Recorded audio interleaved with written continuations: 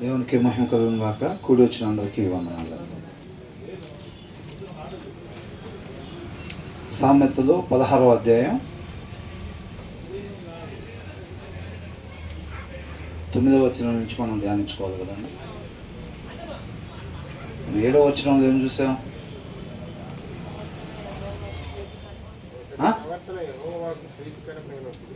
ఎప్పుడంట?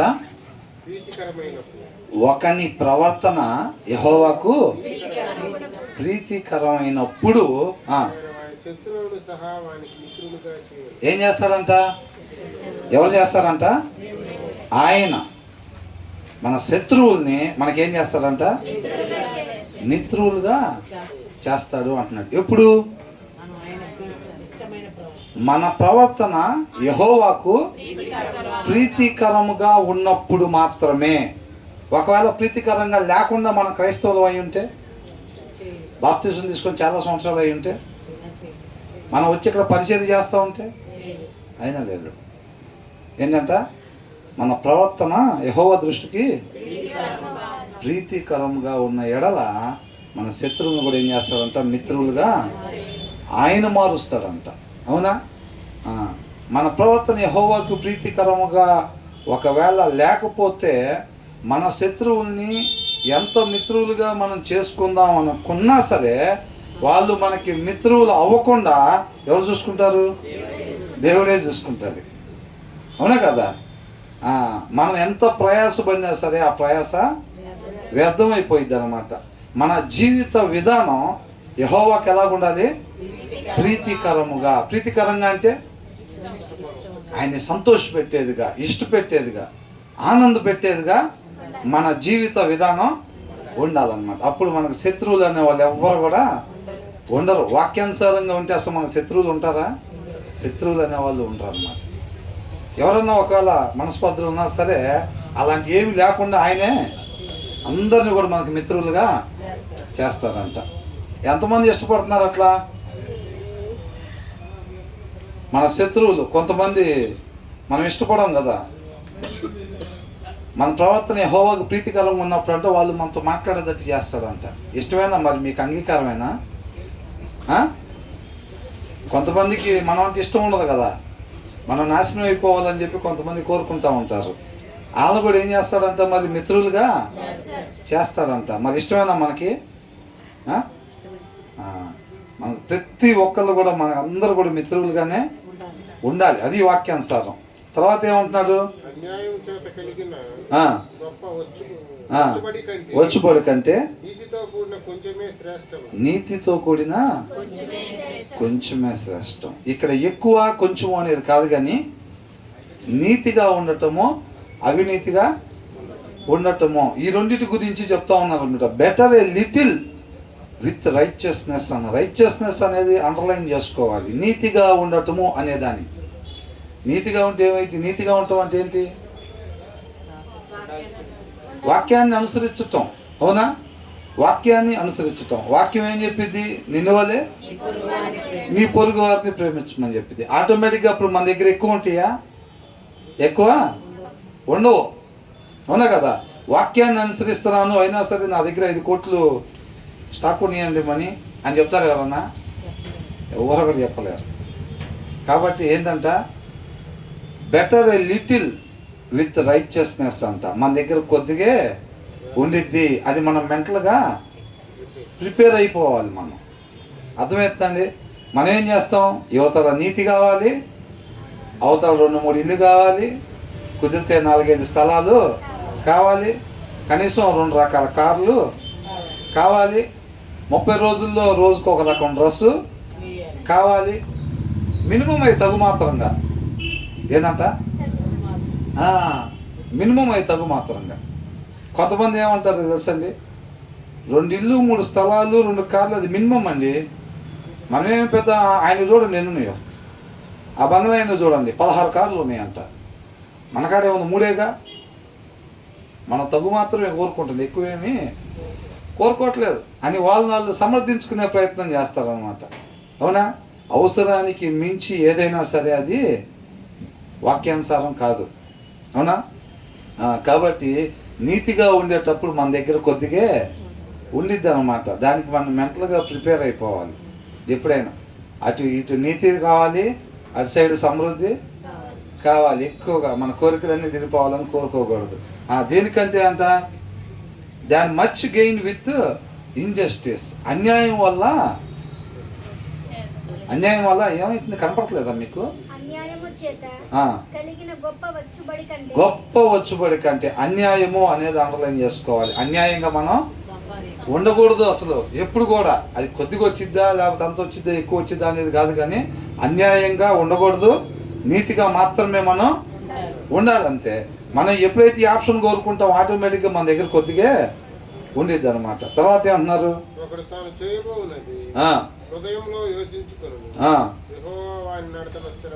మనం చూసాం కదా మొదటి వచనంలో ఏం చూసాం? 16వ అధ్యాయం మొదటి వచనంలో హృదయ ఆలోచనలు మనుషులు వచనం అన్నమాట. వశము అంటే ఏం చేస్తాం? ప్లాన్ లేటంలో మాత్రం మనకి తిరుగుబడి ఉండదు. తెంపు లేకుండా మనం ప్లాన్ల మీద ప్లాన్లు వేస్తానే ఉంటాం. అన్నీ తీసుకొచ్చి ఆయన పాదాల చెంత, ప్రభువా ఈ ఇంటి విషయం, ఆ బండి విషయం, ఆ బంగారు విషయం, ఆరోగ్య విషయం, పిల్లల ఉద్యోగ విషయం అన్నీ ఎక్కడ వేసేది? వాషింగ్ మిషన్ వేసినట్టుగా అన్నీ ఆయన పాదాల చెంతే తీసుకురావటం, వేయటం, తీసుకురావటం, వేయటం. అర్థమవుతుందా? అన్నీ ఆయన పాదాల చెంత. ప్లాన్లు వేయటం మాత్రం మనవసరం అంట. తర్వాత ఏమనుంది? చక్కని ప్రత్యుత్తరము. అవునా? మాట్లాడాల్సిన మాట మాత్రమే మాట్లాడటం అది ఎవరి వశం అంట? యెహోవా వలన మాత్రమే అది కలిగిద్దంట. ఏది పడితే అది మాట్లాడటానికి దేవుడు అవసరం లేదండి. అవునా? అది మనకి ఆటోమేటిక్గా మోసకరమైంది కాబట్టి హృదయం మన నోరు తెస్తే ఆటోమేటిక్గా ఏది పడుతుంది మాట్లాడతాం. మాట్లాడాల్సిన మాట మాత్రమే మాట్లాడాలంటే అది ఎవరి వల్ల అయిద్దంట? యెహోవా వలన మాత్రమే అయింది. మనం ఎప్పుడైతే మాట్లాడాల్సింది మాత్రమే నేను మాట్లాడాలి అని అనుకుంటామో అప్పుడు మన హృదయంలో వాక్యాన్ని పెట్టుకోవాలి. అర్థమవుతుందా? అది ఎవరి వల్ల అయిద్దంట? మనిషి వల్ల అయిద్దా? వాక్యం హృదయంలో లేకుండా మాట్లాడాల్సింది మాత్రమే మాట్లాడాలని దావీదు ప్రయత్నం చేసినా అయిద్దా? అవదు. ఇంటి మొత్తంలో నమ్మకస్తుడు మోసే ప్రయత్నం చేసినా అవదు. ఎవరైనా సరే మనం మాట్లాడాల్సింది మాత్రమే మాట్లాడాలంటే మన హృదయంలో వాక్యం ఉండాలి. అంతం వరకు రక్షణ కలిగి ఉండాలంట. అంతం వరకు కూడా ఒక్క క్షణం కూడా హృదయంలో వాక్యం లేకుండా ఎప్పుడు కూడా ఉండకూడదు. ఆ జాగ్రత్త పడాలి. పెళ్లి కుమారుడు వచ్చేంత వరకు కూడా బుద్ధిగల కన్యకలు ఏం చేశారు? దీపంలో నూనె ఉండేటట్టుగా వాళ్ళు కొంత సమయం లేకుండా కొంత సమయం ఉండేటట్టుగా అట్లా ఉన్నారా? మనలాగా వారానికి 2 సార్లు వాక్యం చదువుతాం, మిగతా 4-5 రోజులు వాక్యం లేకుండానే తిరుగుతూ ఉంటాం. అలా ఉంటారా? అపవాది ఎలా ఉంటాడంట? మన సత్క్రియ చేయకపోతేనంట వాకిట్లో పాపం పొంచి ఉండిద్దంట. పొంచి ఉండటం అంటే ఒక జింకను వేటాడేటప్పుడు పులి ఎలాగైతే పొంచి ఉండిద్దో అలాగా పొంచి ఉండిద్ది అనమాట. అవునా? ఎప్పుడెప్పుడు వీళ్ళు హృదయంలో వాక్యం లేకుండా కనపడతారా ఒక్కసారిగా జంప్ చేసి అటాక్ పొంచి ఉన్నప్పుడు ఆ అదును చూసుకొని ఏం చేసింది? ఎప్పుడైనా ఒక్కసారిగా జంప్ చేసి అటాక్ చేసింది. దావీదు మీద కూడా అంతే. ఎప్పుడెప్పుడు దొరుకుతాడా హృదయంలో వాక్యం లేకుండా అని అనుకుంటే దొరికాడు. ఒక్కసారి అమాంతంగా మింగేశాడు. అవునా? కాబట్టి హృదయంలో వాక్యం లేకపోతే మాత్రం ఖచ్చితంగా ఎవరైనా సరే పడిపోయే వాళ్ళంగానే ఉంటాం. 2వ వచనంలో కూడా అదే ఉందిగా. ఏమంటున్నారు? ఎవరి మార్గాలు వాళ్ళకి ఎవరి దారి వాళ్ళకి ఎట్ట కనపడుతుందంట?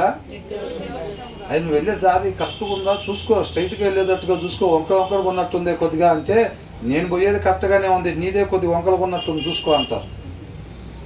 వీళ్ళిద్దరు కలిసి ఇంకొక ఆయన అడిగితే ఏమంటారు? బ్రదర్ మీ దారి ఎలాగుంది, కరెక్ట్గానే వెళ్తున్నారా మీరు అని అంటే, నా దారి కరెక్ట్గానే ఉంది, మీ ఇద్దరు సంగతి చూసుకోండి ముందు.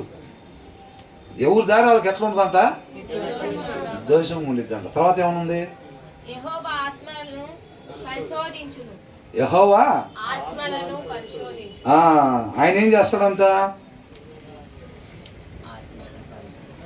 దేవుడు ఏం చేస్తాడంట? ఏది పడితే అది, ఎటు పడితే అటు నడవకుండా ఆయన నడవాల్సిన మార్గంలో మాత్రమే నడిచేటట్టుగా చెయ్యాలనంటే ఎవరు చేస్తారంట? యెహోవా పరిశోధించును అంటున్నాడు. అవునా? మనం సరైన మార్గంలో వెళ్ళాలి అని అంటే అది దేవుడు వలన మాత్రమే అది సాధ్యము అని అంటున్నాడు. మనం నడవాల్సిన రీతికి మాత్రమే నడవాలని అంటే ఆ దారిని ఆయనే చూపించాలంట. తర్వాత ఏమని అంటున్నాడు? మాట్లాడాల్సింది మాత్రమే మాట్లాడాలంటే అది యెహోవా వలన మాత్రమే సాధ్యము అని అంటున్నాడు. తర్వాత అందుకని 3వ వచనంలో ఏం చేసాం? Commit to the lord what ever you do అని అంటున్నాడు. అంటే దీన్ని బట్టి మనం దేవుడు హృదయంలో వాక్యం లేకుండా మంచి మాట్లాడదాం అంటే అది మన వల్ల అయ్యే పని కాదు. మంచి మార్గాన్ని, హృదయంలో వాక్యం లేకుండా మంచి మార్గాన్ని మనం సెలెక్ట్ చేసుకొని నడుద్దాం అంటే మన వల్ల అయ్యే పని కాదు. ప్రతి ఒక్కరి జీవితంలో ప్రతి క్షణం కూడా అనేక దారులు మన ముందుంటాయి అన్నమాట. మనం వెళ్ళాల్సిన మార్గాన్ని మాత్రమే సెలెక్ట్ చేసుకొని వెళ్ళాలి అని అంటే దాన్ని యెహోవా మాత్రమే సెలెక్ట్ చేయాలి. ఆ మార్గాన్ని అర్థమవుతుందండి? ఏ దారిని పడితే ఆ దారిని పోవాలని అనుకుంటే దానికి యెహోవాతో పనేమీ లేదు. వెళ్ళాల్సిన మార్గంలో మాత్రమే వెళ్ళాలని అంటే ఆ దాన్ని యెహోవా మాత్రమే సెలెక్ట్ చేయాలి. మాట్లాడాల్సిన మాట మాత్రమే మాట్లాడాలంటే ఆ మాటని యెహోవా మాత్రమే చేయాలి. కాబట్టి ఏమంటున్నాడు? Commit to the lord what ever you do. కాబట్టి ప్రతి విషయం ఆయన పాదాల చెంత పెట్టు. ఆయన ఎస్ అంటే స్వీట్లు పంచు, నో అంటే స్వీట్లు పంచు అంతే. అవునా కదా? మనం ఏం చేస్తామంటే బాగుంది, అసలు బ్రహ్మాండంగా ఉంది ఆ కారు అని అనుకుంటే దాన్ని తీసుకొచ్చి ఆయన పాదాల చెంతకు, ఆయన పాదాల చెంతకు తెచ్చామంటేనే అర్థం ఏంటి? అది ఆల్రెడీ మన కంటికి ఇంపుగా కనబడింది కాబట్టి చండాలంగా ఉంది. అసలు అంత పెయింట్ గింటి అంతా పోయింది. అసలు ప్రభా ఇది నీ పాదాల చెంత పెడుతున్నాం అంటామా? అమ్మో గబక్కని పెట్టామంటే ఓకే అంటాడేమో, ఎందుకు వచ్చిన గొడవ? దాన్ని అసలు పాదాల చెంతే పెట్టకూడదు ఇది మనం అని అనుకుంటాం. అన్నీ కూడా ఏం చేస్తాం? ఫస్ట్ మనకు నచ్చాలి, అప్పుడు ఆ పాదాల చెంతకి వెళ్తాయి. వెళ్ళాడు కూర్చొని ఎస్ అని అంటూ ఉంటాం. ఆయన ఏమంటాడు? ప్రేమించేవాడు కాబట్టి భార్య అట్లా ఉండినా సరే బ్రహ్మాండం ఉంది, అసలు నీ తర్వాత ఎవరైనా అంటాడా? అట్లా అంటాడు ఆయన. ఏమంటాడు? బంగారు తల్లి నో అంటాడు. ఏనంట? బంగారు తల్లి ఏంది, నో ఏంది, నీ దగ్గర పెట్టానంటేనే అది నాకు నచ్చిందని కదా అర్థం. ఓ పక్కన బంగారు తల్లి అన్నాడు, రెండో పక్కన ఏమంటున్నాడు? నో అంటున్నాడు. ఏడుపు మొహం పెట్టుకొని వెళ్ళి స్వీట్ బాక్స్ తెచ్చుకోవాలి మరి. అవునా కదా? ఏడుపు మొహం పెట్టుకునే వల్ల సంతోషంగా ఆయన మాట్లాడితే చాలు. ఆయన నో అని కూడా చెప్పలేదు అనుకోండి, ఏంటి పరిస్థితి? మన పని అయిపోయినట్టే ఇంకా. కాబట్టి ప్రతి విషయం అక్కడ పెట్టాలి, మనం ఎంటీ బాక్స్గా ఉంచాలి. ఆయన ఎస్ అంటాడా, నో అంటాడు అంతే. నువ్వేమనుకుంటున్నావు అని ఎవరన్నా అడిగారు అనుకో, ఈ లోపలే అక్కడ పెట్టావు కదా విషయం, అక్కడ ప్రేయర్లో పెట్టావు కదా, అసలు మామూలుగా ఏమనుకుంటున్నావు అని అంటే నేనైతే ఎస్ఏ చెప్తాను అనుకుంటున్నా. అంతేనా చెప్పాల్సిందే? నో చెప్తాడేమో. అంతకుముందు కూడా చాలా పెట్టాను అక్కడ, 98% అన్నీ నోనే చెప్పాడు అని నో చెప్తాను అనుకుంటున్నాను. మీరైతే ఏం చెప్తారు? ప్రేయర్లో పెట్టారు కదా, ఆయన ఏం చెప్తారు అనుకుంటున్నారంటే ఏం చెప్తారు? ఆయన ఏది చెబితే అదే నా ఉద్దేశం తప్ప ఇక వేరొక ఉద్దేశం లేదు ఇంకా, అంతే. మాకనేది సపరేట్ ఉద్దేశాలు ఏమి ఉండవు. ఆయన పాదాల చెంత పెట్టడం, ఆయన ఏది ఇస్తే అదే బాక్స్లో పెట్టుకోవటం అంతే. ఇంకా మాకు వేరే విధానం లేవు, మాకనేది ప్రత్యేక ఉద్దేశాలు ఏమి లేవు. అది ఆయన మహింపరచడం అంటే. అవునా? లేకపోతే బలవంతంగా ఫార్మాలిటీగా కొంతమంది ఏం చేస్తారు? పైన అధికారులు పిలిచి ఫైల్ వాళ్ళ దగ్గర పెట్టి, ఏం చదువుతున్నావు, దాంట్లో ఏమన్నా తేడా ఉన్నా సరే సంతకం పెట్టుకుని ఉంటాం, కుదరదు, పెట్టడమే. సార్ పంపించారు ఫైల్, అది ఏంటంట? ఒకసారి సారు ఫైల్ పంపించారన్న తర్వాత చదివి దాంట్లో తేడాగా ఉన్నా సరే పెట్టక తప్పదుగా. అనవసరం నువ్వు చదివినా కానీ అది చదివేది ఒకవేళ తప్పు అనిపించినా సరే నువ్వు పెట్టాల్సిందే. టైం వేస్ట్ చేసుకోకుండా చదవకుండా పెడితే మంచిది. అవునా కదా? కాబట్టి ఏమన్నా ప్రతి విషయం కూడా దేవుడి పాదాల చెంత పెట్టాలన్నమాట. కాబట్టి ఏమంటున్నారు? ఇందాక ఎన్నో చదువుతున్నాం, అది ఆల్రెడీ ధ్యానించుకున్నాం కదా, కాకపోతే జ్ఞాపకం ఉందో లేదో అని చెప్పి ఒకసారి జ్ఞాపకం పెట్టాం. 9వ వచనం ఏంటంట? యోచించడం మనకు తెంపు లేదుగా అసలు. ఏంటంట? టీ తాగుతున్న ప్లాన్లు నడుస్తూనే ఉంటాయి. ఇది కొని దీని తర్వాత కుదిరితే అది కూడా కొంటే పోయిద్ది, ఈ 2 డ్రెస్సులతో పాటు 6 డ్రెస్సు కూడా ట్రైల్ వేసుకొని చూసి మూడో డ్రెస్ కూడా ఎట్టా కట్టి నడి కొనిపించుకుంటే పోయిద్ది. మళ్ళీ దీనికి కానీ ఒక్క నగ కానీ ఉంటే ఎదిరిపోయిద్ది. అసలు మన పని అదే, ఇంకా ప్లాన్లు నడుస్తూనే ఉంటాయి. ఇంకా అదంతా in their hearts humans plan their course అని అంట, వాళ్ళ దారుణాలు వేసుకుంటూనే ఉంటారు. But the Lord establishes their steps అని అంటున్నాడు. ఏంటంట ఇక్కడే ఉంది, a man's heart plans his way. వాళ్ళ మార్గాలు ప్లాన్లు మాత్రం వేస్తూనే ఉంటారంట. కాకపోతే బట్ కానీ the Lord directs his steps అని అంటున్నాడు. ద లార్డ్ ఆయన నడతను ఏది రావాలి, ఏది అక్కడ వేద్దాం, అక్కడేసి అక్కడ దూకుదాం అని అనుకుంటాం. మన ప్లాన్లు వేస్తూ ఉంటాం. మన ప్లాన్లకి తెంపేమి ఎవరు ప్లాన్లు వాళ్ళకి నడుస్తూ ఉంటే, కాకపోతే మనం ఎక్కడ వేయాలో అడుగు వేయాల్సిన చోట మాత్రమే వేయాలంటే అది ఎవరి వల్ల అయిద్దంట? దేవుని వలన మాత్రమే. ఏడబడితే ఆడ స్టెప్ వేయటం అంటారా? దేవుడితో పని లేదు, అవునా? కానీ భయం కలిగి మనం ఫస్ట్ జరిగినట్టుగా పొరపాటు ఎప్పుడు కూడా జరగకూడదు. నేను కాలు పెట్టాల్సిన దగ్గర మాత్రమే పెట్టాలి అని అంటే ఆ వాక్యాన్ని తీసుకొని మనం హృదయంలో వేసుకోవాలి. ఎంతమందికి ఉన్నలాగా?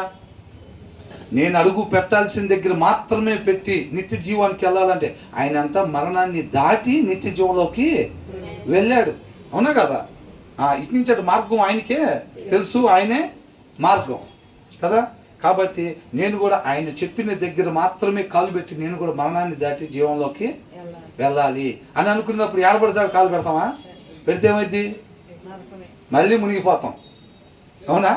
కాబట్టి ఆ భయం ఎవరికైతే ఉండిద్దో వాళ్ళు ఆటోమేటిక్ ఏం చేస్తారంటే ఆ వాక్యం తీసుకొని చదివి ఆ వాక్యాన్ని ఎక్కడ పెట్టుకుంటారు?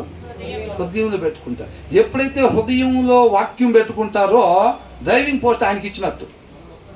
ఎవరికి? దేవుడికి ఇచ్చాడు. మనకు అర్థమవుతుంది కదా. మాట్లాడాల్సింది మాత్రమే నేను మాట్లాడాలనుకున్నప్పుడు ఏమంటే వాక్యం ఏం చేయాలి? హృదయంలో ఉండాలి. మనం వెళ్ళాల్సిన మార్గంలో మాత్రమే ఎలా అంటే అది మన వల్ల ఇద్దంట, మన వల్ల కాదు, దాన్ని ఆయనే చూపిస్తాడు ఆ మార్గం. కాబట్టి దానికి ఏముండాలి? వాక్యం ఉండాలి. ఎక్కడ కూడా ప్లాన్లు సెట్ చేస్తూ ఉంటాం. మనం ఎక్కడ అడుగు పెట్టాలో చెప్పేది మాత్రం, ప్లాన్లు మాత్రం అనేకం వేస్తాం. ఇక్కడ ఒక కాలు అక్కడ ఒక కాలు జంపు తర్వాత కరెక్ట్గా జీవంలోకి అనుకుంటాం. ఆడ కాలు పెట్టగానే పట్టు మునిగిపోతాం. ఏమైందంట? నేను అంటాను ఇక్కడ కాలు పెట్టి అక్కడ కాలు పెట్టి తర్వాత జంప్ ఏమంటే నిత్య జీవంలో పడతా ఉంటాను. నేను మా ఊరిని అడిగాను, డాడీ ఎక్కడ కాదు డాడీ, ఇక్కడ చూడు ఎంత సాఫ్ట్గా ఉందో, ఇక్కడ మనం పెట్టాల్సింది మునిగిపోతాం డాడీ అక్కడ పెట్టాడంట అంటాడు. నాకేమో ఇక్కడ పెడితే బెస్ట్ బాబు, అక్కడైతే మునిగిపోతాం అనుకుంటాం. ఇప్పుడు మిమ్మల్ని అడిగామనుకోండి, మీరేమంటారు? అన్నయ్య అసలు అక్కడ కాదు పెట్టాల్సింది, కాదు ఇక్కడ పెట్టాలని అంటారు. దేవుడు ప్లాన్కి అందుకనే అంటున్నాడు ప్లాన్ వేయటం మన వంతు అంట, అవునా? In their hearts humans plan their course అంటున్నాడు. కానీ దేవుడు అంట but the Lord directs his steps అంటున్నాడు. ఎక్కడ పెట్టాల్సిన దగ్గర మాత్రమే మనం కాలు పెట్టాలి నిత్య జీవానికి వెళ్ళేటట్టుగా అంటే అది చెప్పాల్సింది ఎవరంట? ఆయన మాత్రమే చెప్పగలుగుతాడంట. అంటే వాక్యం అయి ఉన్న దేవుడు మన హృదయంలో ఉన్నట్టయితే కనుక మన కాలు ఎక్కడ పెట్టాలో ఆయనకు మాత్రమే తెలుసు. ఇక మనలో ఎవరి వల్ల కాదు, మైకు పట్టుకున్న వాళ్ళ వల్ల కాదు, ఆరాధన నడిపించిన వాళ్ళ వల్ల కాదు, చేపలు వేసిన వాళ్ళ వల్ల కాదు, పాటలు పాడిన వాళ్ళ వల్ల కాదు, ప్రార్థన చేసిన వాళ్ళ వల్ల కాదు. ఎవరి వల్ల ఇద్దంట? అది అసలు అన్నయ్య మాట్లాడాల్సిన మాటలు మాత్రమే భలే మాట్లాడేడే అన్నయ్య. ఎట్లా వచ్చింది అన్నయ్యకి? అన్నయ్యకి వెళ్ళి కాదు చూడాల్సింది, ఎక్కడి నుంచి వచ్చిందంట? వాక్యము వలన మాత్రమే, వాక్యమై ఉన్న దేవుడు వలన మాత్రమే మాట్లాడే మాట మాత్రమే మాట్లాడాలంటే ఆయన వల్లే అయింది. అన్నయ్య మాట్లాడారంటే అన్నయ్య హృదయంలో వాక్యం ఉండి ఉంటుంది. ఆ వాక్యమైన దేవుడు మాట్లాడిచ్చాడంతే. మనం చూడాల్సింది ఎవరి వైపు? ఆ వాక్యమైన దేవుడి వైపు చూడాలి మనం. అన్నయ్య మొహం ఏముండిద్ది, అక్క మొహం ఏముండిద్ది, అంతేనా కదా? ఒకవేళ అక్క చెబుతుంది అనుకోండి, ఇక్కడ నుంచొని భలే చెప్పింది వాక్యం అక్క, అసలు అక్క చెప్పింది. ఒక్కసారి ఆ హృదయంలో వాక్యం ఇట్లా తీసి చూడండి, అక్కని చెప్పమానండి, అన్నని చెప్పమానండి, అప్పుడు ఉంటుంది మజాక. హృదయంలో వాక్యం లేకుండా అన్నకు మైకిచ్చారంటే అప్పుడు ఉంటుంది ఇంకా, అవునా కదా? అది కాబట్టి హృదయంలో వాక్యం అయి ఉంటే ఆ వాక్యం అయి ఉన్న దేవుడే మనం వెళ్ళాల్సిన మార్గాన్ని మాత్రమే వెళ్ళేటట్టుగా చేస్తాడు. అనేక మాటలు మనకుంటే మన ప్లాన్లు ఫస్ట్ వచ్చిన కూడా ఏమనుంది, చాలా అనుకుంటాం. ఈ మాట మాట్లాడదాం, ఆ మాట మాట్లాడదాం, ఈ మాట మాట్లాడదాం అని చాలా అనుకుంటాం అంట మన లోపల. కానీ మాట్లాడాల్సిన మాట మాత్రమే మనం మాట్లాడాలంటే దాన్ని సెలెక్ట్ చేయాల్సింది ఎవరంట? దేవుడు మాత్రమే సెలెక్ట్ చేయగలుగుతాడు. అది మనుషుల వల్ల అయ్యే పని కాదు. ప్రతి క్షణం మనకు ముందు అనేక దారులు ఉంటాయి. సరైన దారిలో మాత్రమే వెళ్ళాలంటే ఆ దారిని సెలెక్ట్ చేయాల్సింది ఎవరంట? దేవుడు మాత్రమే సెలెక్ట్ చేయగలుగుతాడు తప్ప అది మన వల్ల కాదు. ఇక్కడ కూడా కాలు ఎక్కడ పెట్టాలో అక్కడ మాత్రమే పెట్టేటట్టు చేయాలని అంటే ఎవరు చెప్పగలుగుతారంట?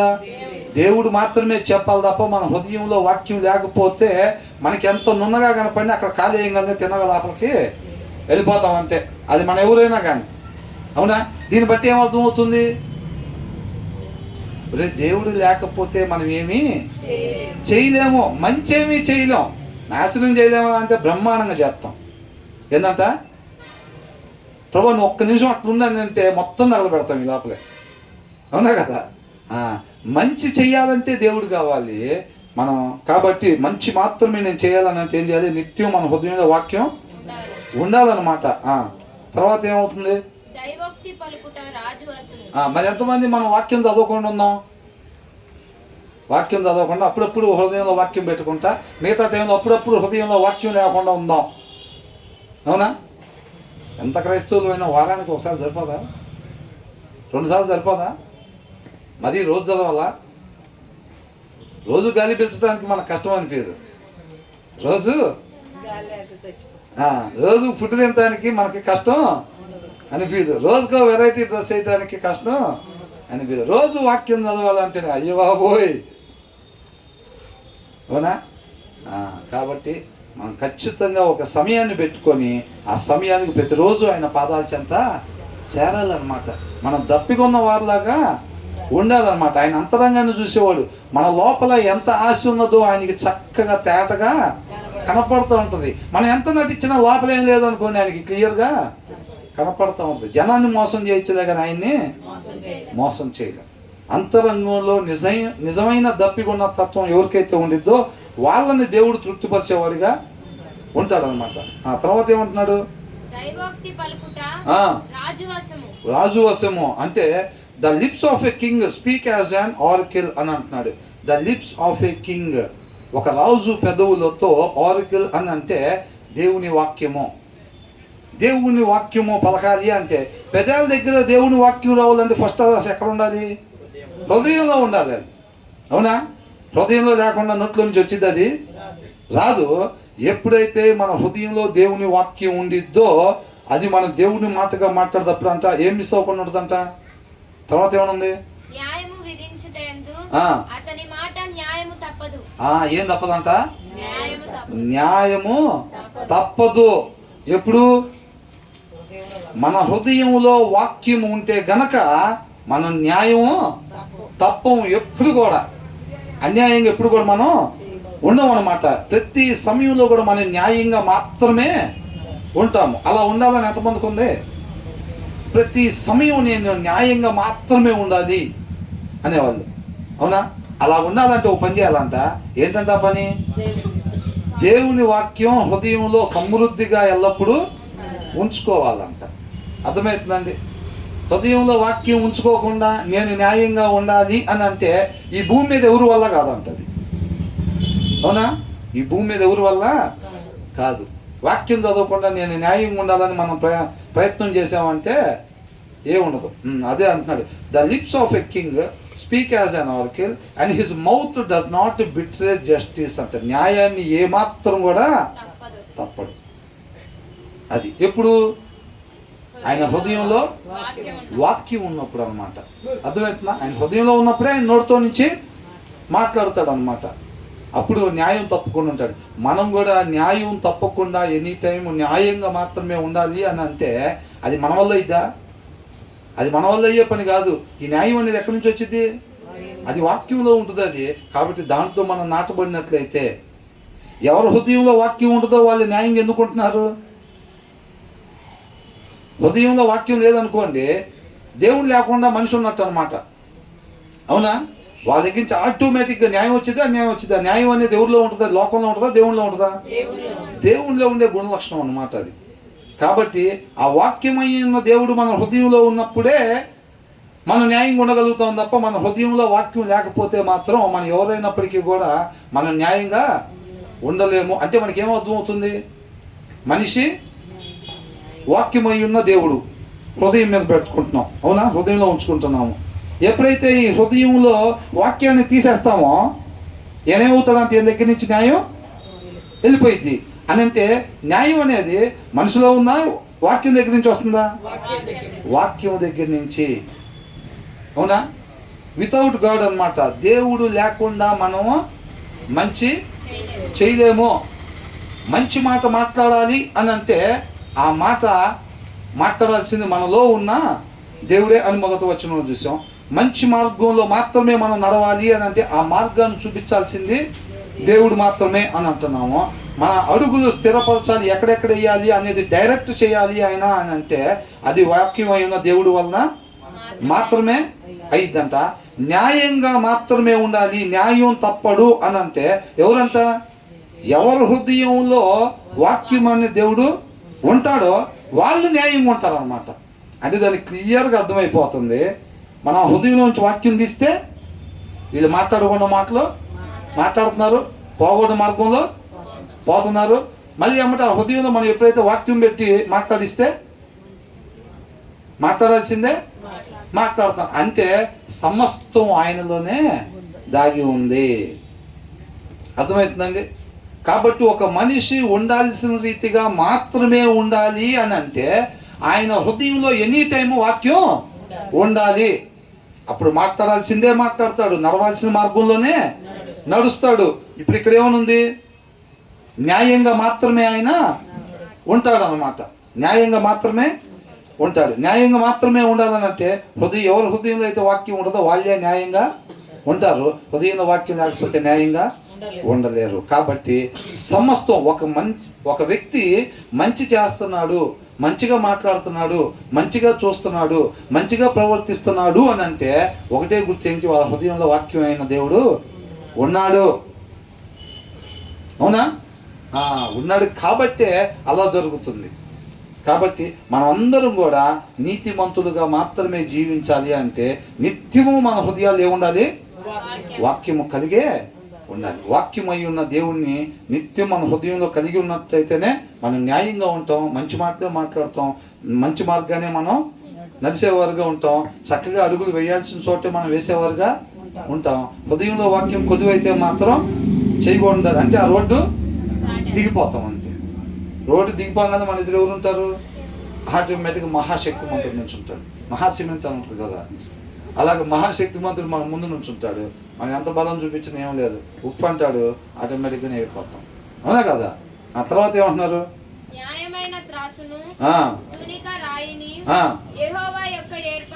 ఎవరి ఏర్పాట్లు అంట? Honest scales and balances belong to the lord అంటున్నారు. ఎవరికి చెందినవి అంట? అవి దేవునికి చెందినవి. అవి మనకు కావాలంటే ఏం చేయాలి? గులాబీ నీ రంగు నాకు కావాలి. అవునా?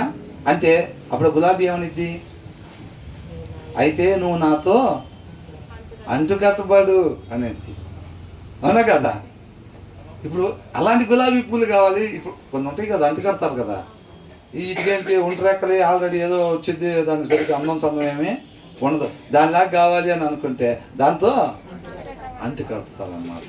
అట్లాగే ఇక్కడ ఏమున్నాడు? Honest scales and balances belong to the Lord. నిజాయితీమైన ప్రమాణాలతో మాత్రమే మనం జీవించాలి అని అనుకుంటే అవి ఎక్కడ దొరుకుతాయి అంట?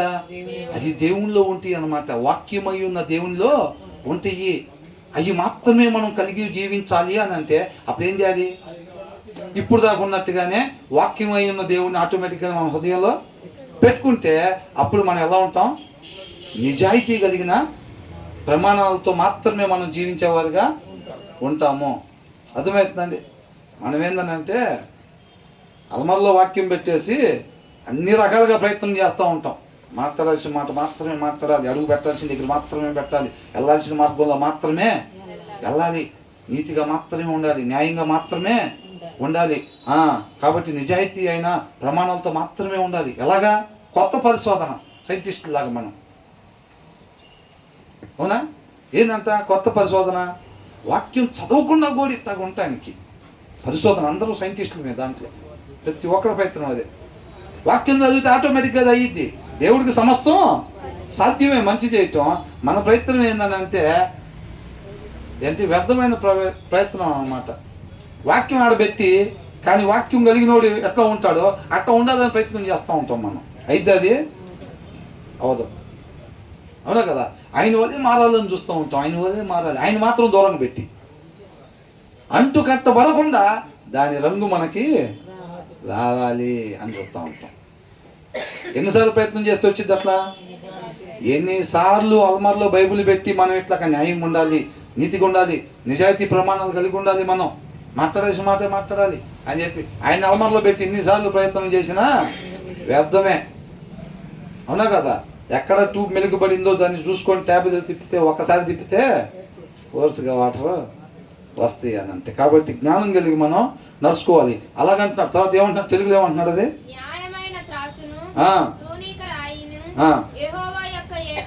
యెహోవా యొక్క ఏర్పాట్లు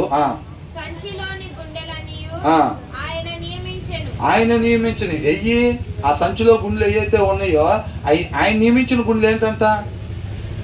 హానెస్ట్ స్కేల్స్ అండ్ బ్యాలెన్సెస్. అవి ఆయనకి చెందినవి. ఆయన సంచిలో నిర్మించిన గుండెలు అయ్యి. మనం కొన్ని తీసుకొచ్చుకుంటాం అన్యాయమైనవి. అవునా? మన వాళ్ళు ఏం చెప్తారు? ఆల్రెడీ ఒక కాటలో కింద బరువుది పెడతారు, యువతల కాటలో పైన పెడతారు. అవి దేవుడు చేశాడంట.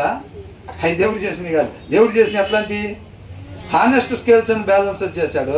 మనం కొన్ని కొత్తవి చేసుకొచ్చుకుంటాం. ఆ కొత్తవి చేసుకొచ్చి వీడు నెయ్యిలో కల్తీ చేస్తాడు, వీళ్ళు మాత్రం స్వచ్ఛమైన నెయ్యి తాగుతాడు. ఉప్పు బయట తెచ్చుకోవాల్సిందేగా. వాడు ఉప్పులో కల్తీ చేసి వీడు పంపిస్తాడు. ఈడ కల్తీ ఉప్పు తిని హాస్పిటల్లో పడుకుంటారు, వీడి కాడు కొన్న కల్తీ నెయ్యి తాగి వాళ్ళ హాస్పిటల్లో పడుకుంటారు. అందరం కలిసి బ్రహ్మాండంగా మల్టీ సూపర్ స్పెషాలిటీ హాస్పిటల్ లైన్గా బారుగా వచ్చేటట్టుగా. అది ఎవడు వ్యాపారం పెట్టినా కల్తీయే. ఉప్పు అడి తెచ్చుకుంటాడు, కారం విడి తెచ్చుకుంటాడు, నెయ్యి వాటికి ఒరిజినల్ తాగుతాడు. ఆ రెండు తాగి వెళ్ళి ఆడ పడుకుంటాడు. వాళ్ళు ఏం చేస్తారంటే కారం ఒరిజినల్ తింటాడు, నెయ్యి ఉప్పు కల్తీ తెచ్చుకొని వాళ్ళు పడుకుంటారు వెళ్ళి. అవునా కదా? అవునా కదా? అట్లా అయిపోయింది అనమాట పరిస్థితి మొత్తం. కాబట్టి హానెస్ట్ స్కేల్స్ దేవుడు ఏర్పాటు చేసింది. అన్యాయం దేవుడు ఆయన మేలు మాత్రమే చేసేవాడు. అవునా కదా? మనకు అనిపించింది బ్రహ్మాండం ఉంది. ఇల్లు చూస్తే వెంటిలేషన్ ఎదిరిపోతుంది. అసలు ప్రభు నీ పాదాలు చెంత పెట్టా, నీకు కూడా నచ్చింది, కావాలని చూడు ఎస్సే చెప్తావు. ఆయన ఏమంటాడు? నో అంటాడు. ఆయన అంతా బాగానే ఉంది కదా ప్రభు, బ్రహ్మాండం ఉంది. ఎవరు చూపించినా 10 మందికి అందరూ బాగానే ఉంది అన్నారు. నువ్వు చూస్తే నో అంటున్నావు. ఒక్కొక్కసారి సరికి ఇల్లంతా చూడలేదా నువ్వు? ఒక పక్కన చూసి నో అన్నావే ఏంటి? వెంటిలేషన్ బ్రహ్మాండంగా ఉంది, మనకు అంతవరకే తెలుసు. ఆ ఇంట్లో దిగితే తర్వాత ఆటోమేటిక్గా పక్క కిటికీ దియ్యంగా చూపుల్లో తేడా, మాటలో తేడా. మనం పోయి ఈ గదులు ఈ కిటికీలే చూస్తాం. ఆయన ఏం చేస్తాడు? అవతల ఇంటి కిటికీలు కూడా చూస్తాడు. వద్దురా నీకు మంచిది కాదు అని అంటే. ఇంత బ్రహ్మాండంగా ఇల్లు ఉంటే వద్దంటావు ఏంటి బాబా? నేను బాగుంటే ఇష్టం లేదా?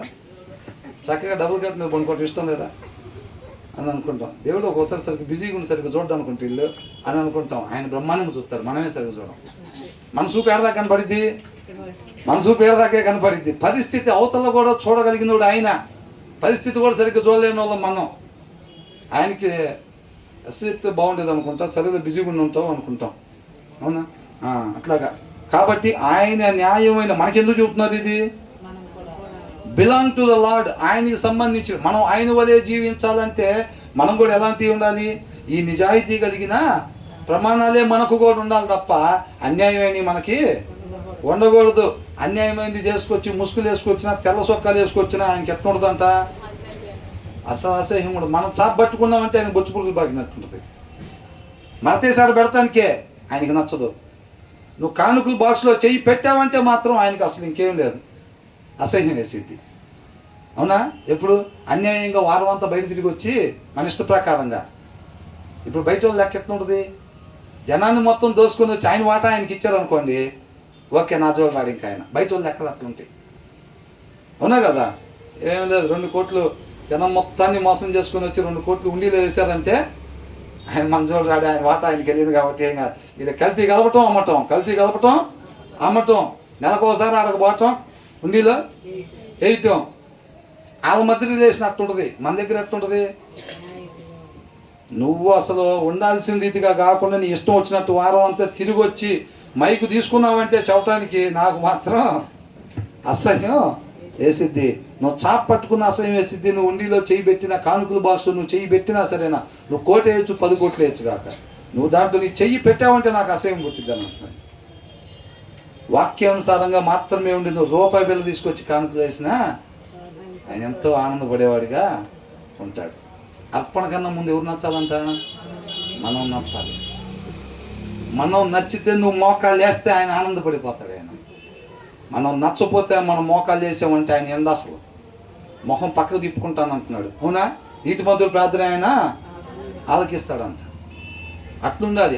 ఆయనగా తెలుసుకొని ఆయనతో మనం నడిచే వారంగా ఉండాలన్నమాట. కాబట్టి ఏమని అంటున్నాడు, ఈ హానెస్ట్ స్కేల్స్ అండ్ బ్యాలెన్సెస్ అని అంటే ఆయన వల్లే మనం ఉండాలంటే మనం కూడా ఎల్లప్పుడూ నిజాయితీగా మాత్రమే ఉండేవారుగా ఉండాలి. ఎంతమందికి అర్థమవుతున్నాడు దేవుడు? అర్థమవుతున్నాడా? అంటే మనుషులు గాడి చేసినట్టు చేస్తే పని అయిద్దా అవుదా? అయిద్దా అవుదా? మనుషుల దగ్గర మేనేజ్ చేస్తాం కదా. సౌలు ప్రయత్నం చేశాడు దేవుడి దగ్గర, అవునా? పని అయిందా? అవుదా? అట్లా. కాబట్టి మనం జనాల దగ్గర మేనేజ్ చేసినట్టుగా దేవుడి దగ్గర అట్లా ప్రయత్నం చేశామంటే ఏం లేదు. తర్వాత ఏమంటున్నారు?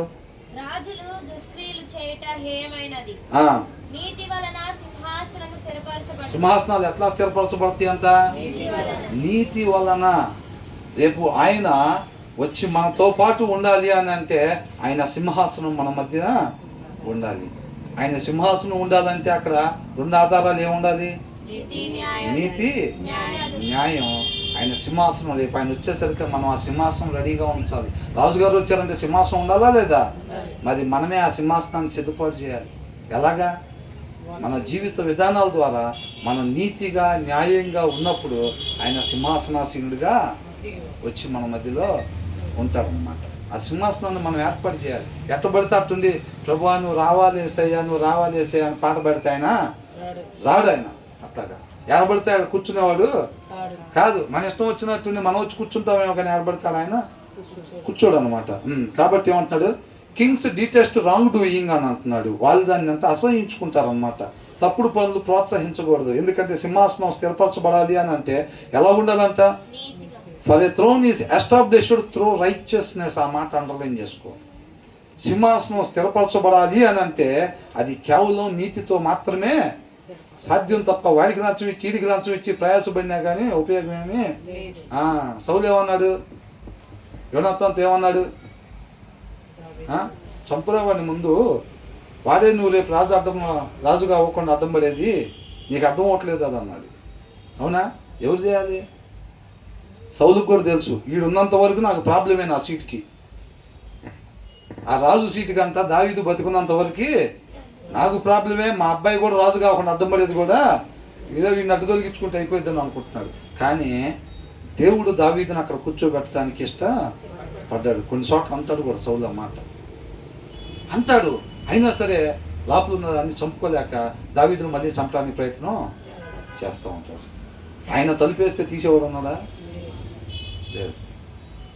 అవునా కదా? ఆయన అనుకున్నాడంటే అది జరిగి తీరిద్ది అంతే. తర్వాత ఏమంటున్నాడు?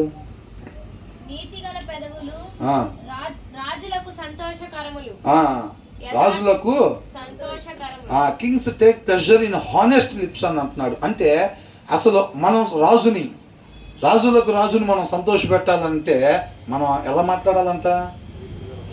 నీతిగా మాత్రమే మనం మాట్లాడాలి. మరి నీతిగా మాత్రమే మాట్లాడితేనే ఆయన సంతోష పెడతామంట. ఆ నీతి ఎక్కడ దొరికిద్ది మనకి?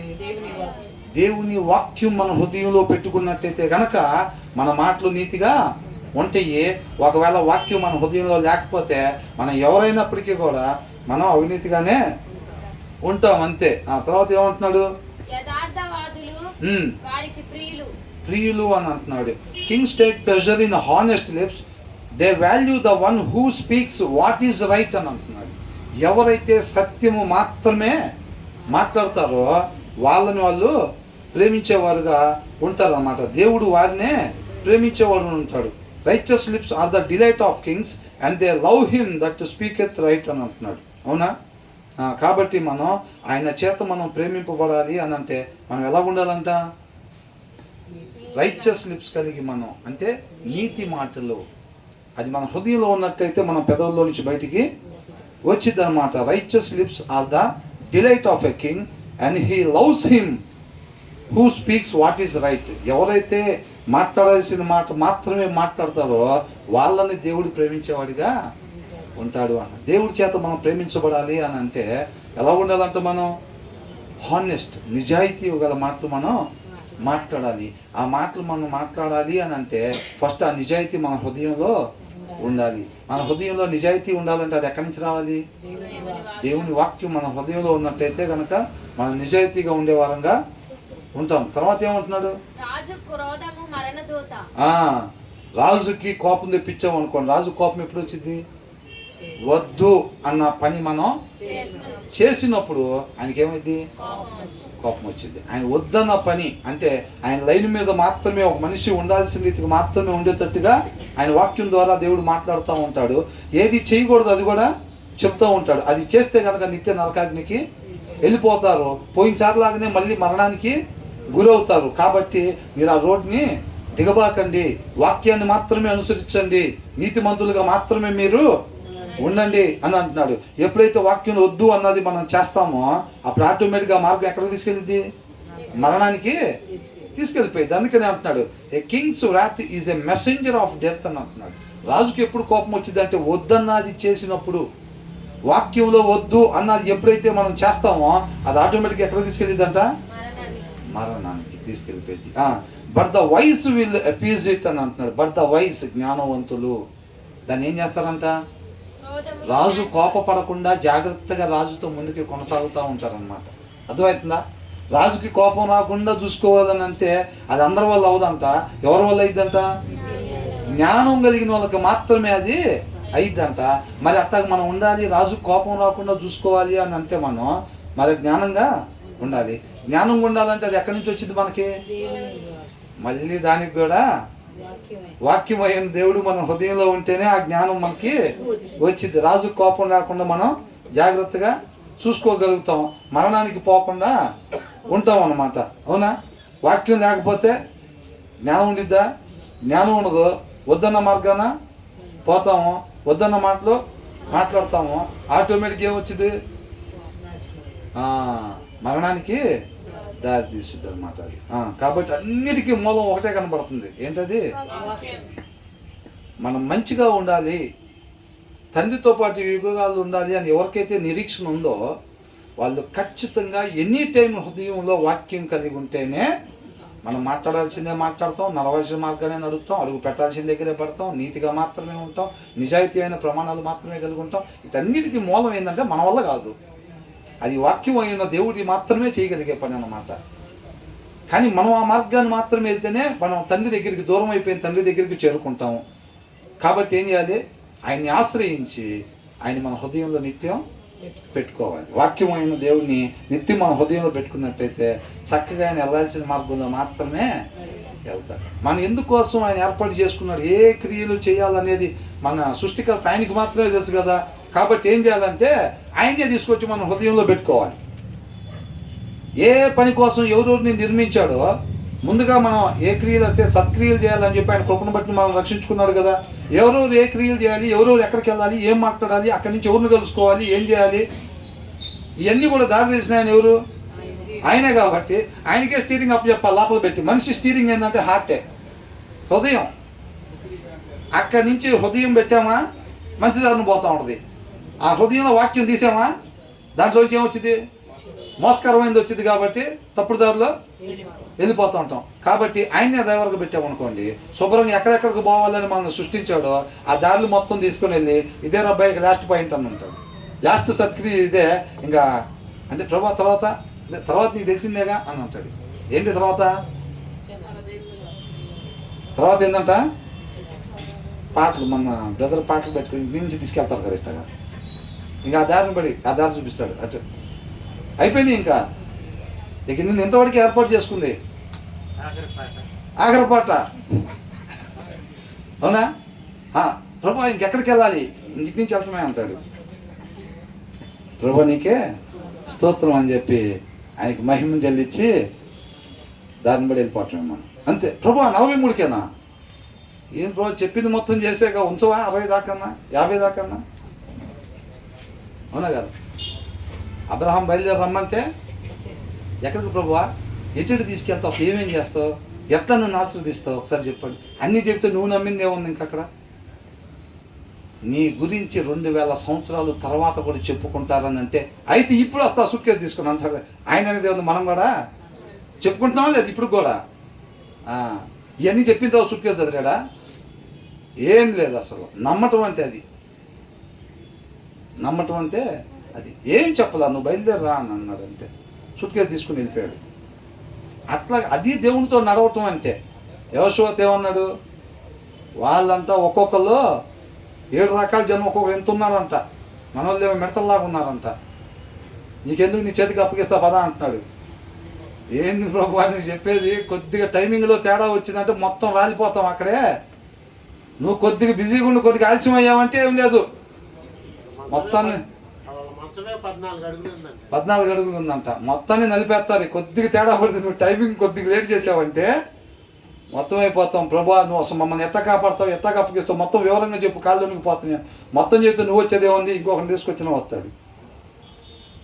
మిమ్మల్ని ఎలా కాపాడుతాను, వాళ్ళని ఎలాగ అప్పగిస్తానో నేను మీకేమీ చెప్పను అసలు. వాళ్ళు ఎంతెంత ఏమి లేరు, ఆటోమేటిక్గా అప్పగిస్తారు. ఎవరైనా అప్పగిస్తారు. వాళ్ళు ఎంత ఉన్నారంట, వాళ్ళు ఎంత ఉన్నారంట, అంత ఉన్నారంట. మీ చేతికి అప్పగిస్తాను, వాళ్ళందరినీ తీసుకుని బయలుదేరు అన్నాడు.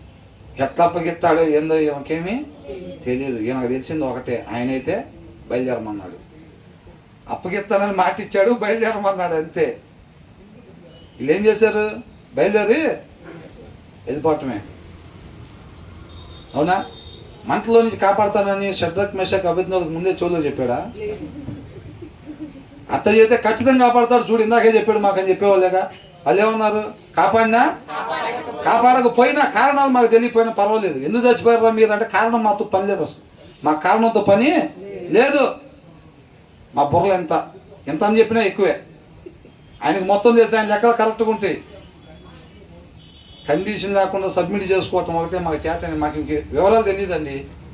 ఎందుకు వచ్చారా మీరు ఇటు, అసలు ఏంది ఎదురుపోతున్నారు మంటకంటే మాకు తెలియదండి. ఆయన వెళ్ళమన్నాడు అంతే. అవునా? లోకం ఏమనుకునేది? పిచ్చోళ్ళలాగా ఉన్నారా బాబు వీళ్ళు, 2000 సంవత్సరాల క్రితం పిచ్చాన్ని ఇట్టే కనపడ్డాడు అంటాడు. అయితే కరెక్ట్గా ఆయన కూడా ఇంతే అన్నారా, మనం వెళ్ళే దారి కరెక్టే అని చెప్పి ఒకళ్ళు అయిపోయి ఇచ్చుకోవటం, బయలుదేరి వెళ్ళటమే. అవునా కదా? ఆ మంట తర్వాత కూడా ఉంచాడంటే ఇంకా కొన్ని కార్యాలు ఉన్నాయి, చేయాలి. బ్రతుకుట తీస్తే పోనీ అంత ఒడికి చాలే, ఇంకా మంటల్లో ముగించనంటే అది కూడా మాకు లాభమే అని అంటున్నాడు. అవునా? ఆయనతో నడవటం అంటే అది. ప్రభా ఒక్కసారి ఇంటికి వెళ్ళి పిల్లల్ని చూసి వస్తా, దారిలో కాలింగ్ వచ్చింది అనుకో ఇక్కడ, ప్రభా ఒక్కసారి పిల్లల్ని చూసి వస్తా, భార్యతో ఒక్కసారి టీ తాగి వస్తా ప్రభా అంటారా? జాగ్రత్తగా ఉండమని జాగ్రత్తలు చెప్పి వస్తా ప్రభా. అంత జాగ్రత్త చూసేవాళ్ళం మనం, ఆయన లేకుండా. అది అవునా కదా? తర్వాత ఏమంటున్నారు? జ్ఞాని అయిన వాడు అంటే ఏం చేస్తాడంట? ఎవరు క్రోధంని? రాజు క్రోధాన్ని అంటే ఏం చేస్తాడంట? శాంతిపరుస్తాడన్నమాట. ఎందుకని? ఆయన కోపం అంట మరణదూత అంట. అవునా కదా? కాబట్టి జ్ఞానం ఉంటేనే ఆయన కోపాన్ని ఏం చేస్తాడు? శాంతిపరుస్తాడు. ఆ జ్ఞానం మనకు కావాలని అంటే అది కూడా దేవుడి దగ్గర నుంచే వచ్చింది అనమాట. తర్వాత ఏమంటున్నాడు?